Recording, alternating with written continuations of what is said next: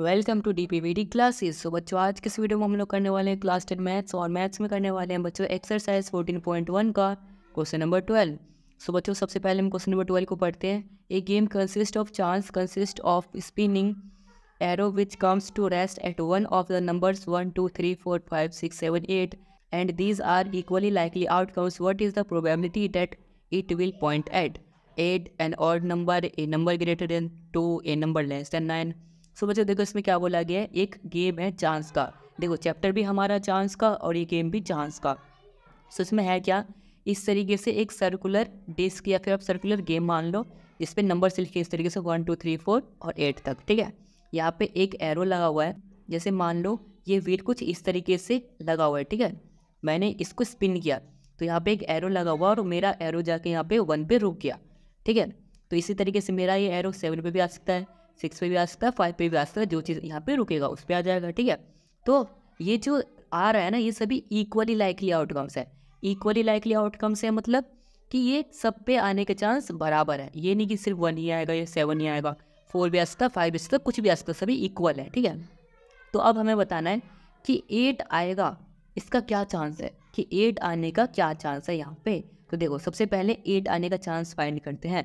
तो यहाँ पे मैं लिखता हूँ प्रोबेबिलिटी भी ऑफ 8 आने का चांस। सबसे पहले नीचे क्या होता है बच्चों, टोटल कितना है, 1, 2, 3, 4, 5, 6, 7, 8, टोटल 8 है। तो ऊपर 8 आ गया, और 8 आने के लिए यहाँ पर क्या था, फेवरेबल आउटकम। फेवरेबल आउटकम क्या होता है, कितनी बार 8 है इसमें, तो एक ही बार है, तो यहाँ पर 1 आ गया। तो यानी कि 1/8 आ गया इसका प्रोबेबिलिटी। ठीक है बच्चों, आई होप आपको समझ में आया होगा। अब सेकंड पार्ट देखो, सेकंड पार्ट में क्या बोला गया है, एन ऑड नंबर, कि एक ऑड नंबर आने की क्या प्रोबेबिलिटी है। तो यहाँ पर मैं लिखता हूँ प्रोबेबिलिटी ऑफ ऑड नंबर, यानी कि ऑड नंबर आने की क्या प्रोबेबिलिटी है। सबसे पहले मुझे बताओ, टोटल होता है नीचे में, टोटल क्या है यहाँ पर, टोटल नंबर हमारा 8 है, सो 8 लिख लिया। अब इसमें काउंट करो ऑड नंबर कौन कौन से। देखो 1 ऑड है, 3 ऑड है, 5 ऑड है, 7 ऑड है, यानी कि 1, 2, 3, 4 नंबर्स ऑड है, तो यानी कि 4/8 आ गया। सो 4 1 जा 4, 4 2 जा 8, 2 टाइम्स भी कैंसिल हो गया, हमारा आ गया 1/2। यानी कि ऑड नंबर आने की जो प्रोबेबिलिटी है वो आ जाएगा हमारा 1/2। ठीक है बच्चों, आई होप आपको फर्स्ट और सेकेंड पार्ट दोनों समझ में आया होगा। अब थर्ड पार्ट देखो, थर्ड में हमारे पास क्या बोला गया है, ए नंबर ग्रेटर देन 2, यानी कि 2 से ज़्यादा नंबर आने की क्या प्रोबेबिलिटी है। जैसे कि 3 आ जाए, 7 आ जाए, 8 आ जाए। ठीक है, यानी कि 2 से ज़्यादा। तो इसको कैसे करेंगे, देखो बहुत ही सिंपल, यहाँ पर लिखेंगे probability of number greater than 2, यानी कि 2 से ज़्यादा हो नंबर, है ना बच्चों। तो देखो सबसे पहले टोटल कितना है, 8 ही है, 1 से लेकर 8 तक, तो 8 लिख लो।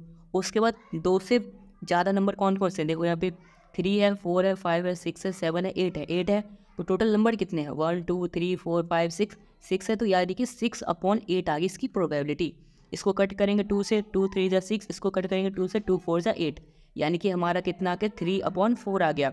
यानी कि नंबर ग्रेटर देन 2 उसकी प्रोबेबिलिटी आ चुकी है बच्चों 3/4। आई होप बच्चों आपको ये तीनों पार्ट में ही अच्छे से आया होगा समझ में।